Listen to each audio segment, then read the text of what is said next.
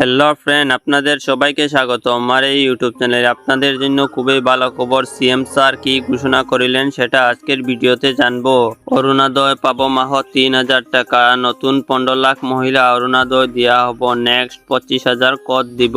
ভিডিওটি শেষ পর্যন্ত অবশ্যই দেখবেন। ভিডিওটি ভালো লাগলে অবশ্যই লাইক, শেয়ার এবং চ্যানেলটি সাবস্ক্রাইব করতে ভুলবেন না। তো চলুন দেরি না করে আজকের এই ভিডিওটি শুরু করি। মুখ্য সচিব ডাঙৰীয়াই প্ৰতিটো বিভাগৰ লগত কথা পাতি চৰকাৰী বা চৰকাৰৰ দ্বাৰা নিয়ন্ত্ৰিত বিভিন্ন কৰ্পোৰেশ্যন, আমাৰ বিশ্ববিদ্যালয়, 6 শিডিউলৰ কাউন্সিল, এই গোটেইবিলাকত মিলি অহা 5 বছৰত আমি কেনেকৈ 2 লাখ যুৱক যুৱতীক চৰকাৰী চাকৰি দিব পাৰোঁ তাৰ বিষয়ে প্ৰতিবেদন এখন দিবৰ কাৰণে মুখ্য সচিব ডাঙৰীয়াৰ অধীনত এটা টাস্ক ফোৰ্স গঠন কৰি দিছে, যাতে আমি আমাৰ যেটো অসমৰ যুৱক যুৱতী সকলকে যি প্ৰতিশ্ৰুতি আছিল তাক যাতে আমি ৰাখিব পাৰো বা তাক যাতে আমি যি ল'ৰা ছোৱালী দেউতাক মাকে সবজি বিক্ৰী কৰি আছিল, ৰিক্সা চলাই আছিল, আজি এচিএস অফিচাৰ হৈছে এই বিজেপি চৰকাৰখনৰ কাম। আমাক মৰম নকৰি কাক মৰম কৰিব?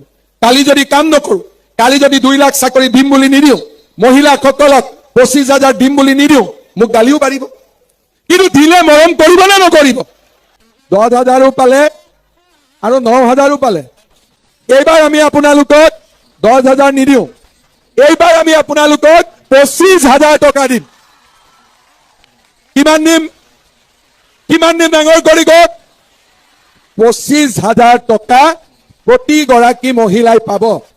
আৰু ভগৱানে যদি মোক শক্তি দিয়ে, এইবাৰ কৈছিলো 10,000 দিম, দিলো 19,000, এইবাৰো কৈছো 25,000 দিম। ভগৱানে শক্তি দিলে কিজানি ইয়াতকৈ বেছি দিব পাৰো, হয় নে নহয়? অৰুণোদয় আঁচনি প্ৰত্যেক সমষ্টিতে আমি যদি আৰু 2-3 হাজাৰ অৰুণোদয় দি দিওঁ, তেতিয়াহ'লে সকলোৱে পাই যাব। আমাৰ চৰকাৰী চাকৰি ওলাব 2 লাখ, 25,000 ওলাব পুলিচত, 75,000 ওলাব স্কুল কলেজত, 1 লাখ ওলাব nurse, laboratory technician, grade 3, grade 4। কিন্তু ল'ৰা ছোৱালীয়ে যদি নাৰ্ছ নপঢ়ে, নাৰ্ছৰ চাকৰি ক'ৰ পৰা পাব? যদি ল'ৰা ছোৱালীয়ে বিএড নপঢ়ে, শিক্ষকৰ চাকৰি কেনেকৈ পাব? দুখীয়া ঘৰৰ দেউতাক মাকে ইমান টকা ফিজ দি ল'ৰা ছোৱালীক পঢ়াব নোৱাৰে। নিযুত মইনা, নিযুত বাবু অকণমান কষ্ট কমিছে, কিন্তু এইবাৰ আমি এক খোজ আগত যাব খুজিছো। এইবাৰ আমি সিদ্ধান্ত লৈছো যে ল'ৰা ছোৱালীৰ পঢ়ুৱাৰ দায়িত্ব সম্পূৰ্ণৰূপে চৰকাৰে ল'ব। দেউতাক মাকে টকা পইচা খৰচ কৰিব নালাগে। 2 লাখ চাকৰি, মহিলালৈ উদ্যমিতা, ৰেচনত মিঠাতেল, চাহ বাগিচাৰ শ্ৰমিকলৈ মাটি, ঘৰ, বাগিচাৰ মজদুৰি, আমাৰ প্ৰতিখন গাঁৱতে গৃহহীন লোকক ঘৰ আৰু ল'ৰা ছোৱালীৰ পঢ়ুৱাৰ দায়িত্ব। এই কাম আগতেও চৰকাৰবিলাকে কৰিব পাৰিলেহেঁতেন, কিন্তু তেওঁলোকে নকৰিলে। আজি তেওঁলোকক আমি ক'ব খুজিছো যে নহয়, ৰাইজৰ কাৰণে যদি আমি কাম কৰো, ৰাইজে আমাক আশীৰ্বাদ দিয়ে, ৰাইজে আমাক মৰম কৰে। আশীৰ্বাদ যাত্ৰাৰ সময়ত মই যেতিয়া বিভিন্ন জাগাত গৈছিলো, কিছুমান মানুহে মৰম কৰে আৰু কিছুমান মহিলাই মনতে ভাল পাই মোক চুমা খাই দিয়ে।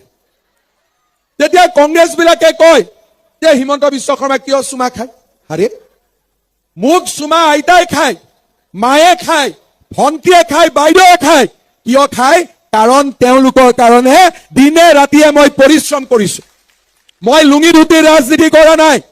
নিযুত মইনা, নিযুত বাবু যি ছোৱালী কলেজ ইউনিভাৰ্চিটিত নগলহেঁতেন, আজি আমাৰ চৰকাৰৰ কাৰণে সেই ল'ৰা ছোৱালী কলেজ ইউনিভাৰ্চিটিত গৈছে। যি ল'ৰা ছোৱালী দেউতাক মাকে সবজি বিক্ৰী কৰি আছিল, ৰিক্সা চলাই আছিল, আজি এচিএস অফিচাৰ হৈছে এই বিজেপি চৰকাৰখনৰ কাম। আমাক মৰম নকৰি কাক মৰম কৰিব? কালি যদি কাম নকৰো, কালি যদি 2 লাখ চাকৰি দিম বুলি নিদিও, মহিলাসকলক 25,000 দিম বুলি নিদিও, মোক গালিও পাৰিব। এই গোটেইবিলাকত মিলি অহা 5 বছৰত আমি কেনেকৈ 2 লাখ যুৱক যুৱতীক চৰকাৰী চাকৰি দিব পাৰোঁ তাৰ বিষয়ে প্ৰতিবেদন এখন দিবৰ কাৰণে আজি আমাৰ কেবিনেটে 2 লাখ চৰকাৰী চাকৰি আমি কি ধৰণে কেনেকৈ দিব পাৰিম এই বিষয়ে সিদ্ধান্ত ল'বৰ কাৰণে মুখ্য সচিবৰ অধীনত এটা টাস্ক ফোৰ্স গঠন কৰি দিছে আৰু 3 মাহৰ ভিতৰত এই টাস্ক ফোৰ্সে ৰিপৰ্ট দিব যে কেনেকৈ অহা 5 বছৰত আমি 2 লাখ চৰকাৰী চাকৰি দিব পাৰোঁ অৰ্থাৎ মুখ্য সচিব ডাঙৰীয়াই প্ৰতিটো বিভাগৰ লগত কথা পাতি চৰকাৰী বা চৰকাৰৰ দ্বাৰা নিয়ন্ত্ৰিত বিভিন্ন কৰ্পোৰেশ্যন আমাৰ বিশ্ববিদ্যালয় 6 শিডিউলৰ কাউন্সিল এই গোটেইবিলাকত মিলি অহা 5 বছৰত আমি কেনেকৈ 2 লাখ যুৱক যুৱতীক চৰকাৰী চাকৰি দিব পাৰোঁ তাৰ বিষয়ে প্ৰতিবেদন এখন দিবৰ কাৰণে মুখ্য সচিব ডাঙৰীয়াৰ অধীনত এটা টাস্ক ফোৰ্স গঠন কৰি দিছে যাতে আমি আমাৰ যেটো অসমৰ যুৱক যুৱতী সকলকে যি প্ৰতিশ্ৰুতি আছিল তাক যাতে আমি ৰাখিব পাৰোঁ বা তাক যাতে আমি পালন কৰিব পাৰোঁ ইউনিফৰ্ম সিভিল কোডৰ খচৰা তাক আজি কেবিনেটে অনুমোদন কৰে আৰু আমাৰ সদস্যসকলে শপত গ্ৰহণ কৰাৰ লগে লগে প্ৰথমখন বিধানসভাৰ অধিৱেশনৰ শেষ দিনা আমি ইউনিফৰ্ম সিভিল কোড সদনত উপস্থাপন কৰিম আজি কেবিনেটে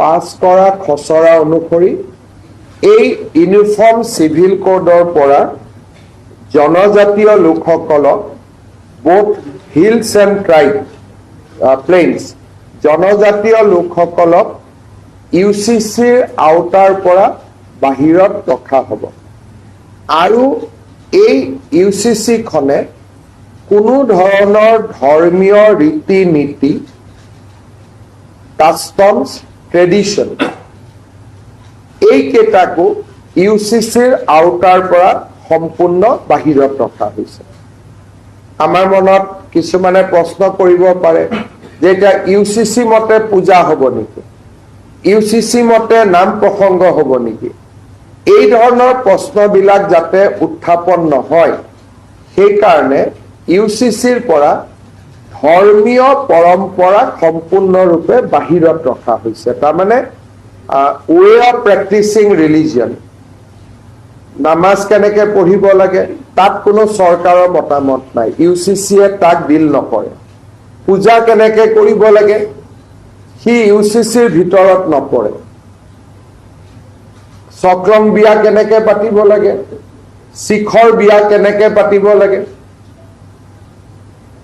এই কথাবিলাক ইউচিচিত নাহে ইউচিচিত মাত্ৰ 4টা বিষয় আহিব বিয়াৰ বাবে ন্যূনতম বয়স নিৰ্ধাৰণ হ'ব পলিগেমি নাথাকিব সম্পত্তিৰ অধিকাৰৰ ওপৰত থাকিব যে ছোৱালীয়ে সম্পূৰ্ণ অধিকাৰ পাব পাৰিব লিভ ইন ৰিলেশ্যনশ্বিপৰ ওপৰত থাকিব এই ধৰণে ধৰ্মীয় পৰম্পৰাক কোনো ধৰণে হস্তক্ষেপ নকৰাকৈ আন বিষয়সমূহতে ইউচিচি আহিব যেনেকৈ এটাতকৈ অধিক বিয়া নকৰোৱা সম্পত্তিৰ অধিকাৰ ছোৱালীলৈকে আগবঢ়োৱা আমাৰ মেৰেজত কম্পালসৰি ৰেজিষ্ট্ৰেশ্যন প্ৰয়োজন বা বিবাহ বিচ্ছেদৰ নিয়ম কেনেকুৱা হ'ব গতিকে ইউচিচিত এটা স্পষ্টীকৰণ হিচাপে মই আগবঢ়াইছোঁ যে জনজাতীয় লোকসকলক এই ইউচিচিৰ আওতাৰ সম্পূৰ্ণ বাহিৰত ৰখা হ'ব আৰু ধৰ্মীয় ৰীতি নীতি পৰম্পৰা ই হিন্দুৰে হওক ইছলামৰে হওক খ্ৰীষ্টিয়ানৰে হওক বা কাষ্টমাৰী নীতিয়ে হওক এইবিলাক ইউচিচিৰ ভিতৰত নাহে অৰ্থাৎ আগতে যেনেকৈ চলি আছিল সেইবিলাক তেনেকৈ চলি থাকিব ই ইউচিচিৰ সাবজেক্ট মেটাৰ নহয় ৰিচুৱেলছ কাষ্টম ধৰ্মীয় ৰীতি নীতি ইউচিচিৰ ভিতৰত নপৰে তৃতীয়তে আজি আমাৰ কেবিনেটে 2 লাখ চৰকাৰী চাকৰি আমি কি ধৰণে কেনেকৈ দিব পাৰিম এই বিষয়ে সিদ্ধান্ত ল'বৰ কাৰণে মুখ্য সচিবৰ অধীনত